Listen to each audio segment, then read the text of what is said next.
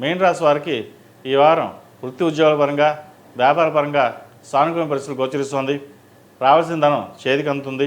వ్యాపార అభివృద్ధి చాలా బాగుంటుంది. ఉద్యోగంలో కూడా ఎటువంటి ఇబ్బందులు లేని వాతావరణం నెలకొంటుంది.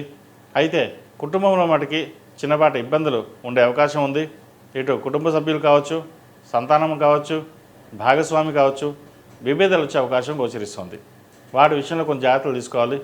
గత 2-3 వారాల కంటే ఈ వారం రావాల్సిన బాకీలు చేతికి అందడం, రావాల్సిన ధనం చేతికి అందడం, కొత్త ప్రాజెక్టులు రావడం అవి జరుగుతుంటాయి. మొత్తం మీద గత 2-3 వారాల కంటే ఈ వారం ఫైనాన్స్ పరంగా వీళ్ళు చాలా బాగుందని చెప్పచ్చు. అయితే ఖర్చులు కూడా అలాగే ఉంటాయి. ఒక రూపాయికి 3 రూపాయలు ఖర్చు ఉంటుంది. ఎక్కడో సేవింగ్ చేద్దాం, రూపాయి దాద్దాం అనుకుంటారు, కానీ అది దాచే పరిస్థితి గోచరించడం లేదు.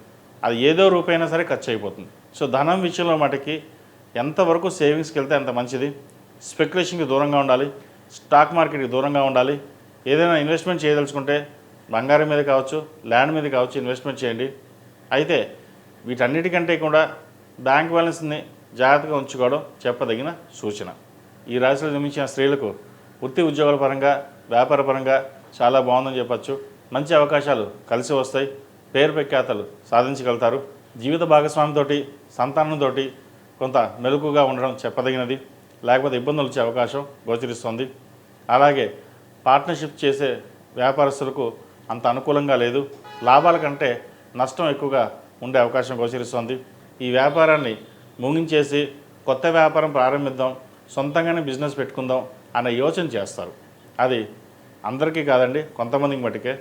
అయితే అటువంటి వారికి మంచి ఫలితాలే సంప్రాప్తిస్తాయి. ఈ రాశిలో జన్మించిన విద్యార్థులకు కాలం అనుకూలంగా ఉంది. మీరు చేయాలనుకున్న పనులు చేయగలుగుతారు. పరీక్షల్లో మంచి ర్యాంక్ని సాధించగలుగుతారు. నలుగురిలో పేరు ప్రఖ్యాతలు తెచ్చుకోగలుగుతారు. వీరికి ఏనాడు సరే నడుస్తుంది కాబట్టి 8 శనివారాలు శనికి తైలాభిషేకం చేయడం, అఘోర పశుపతి హోమం చేయించడం చెప్పదగిన సూచన.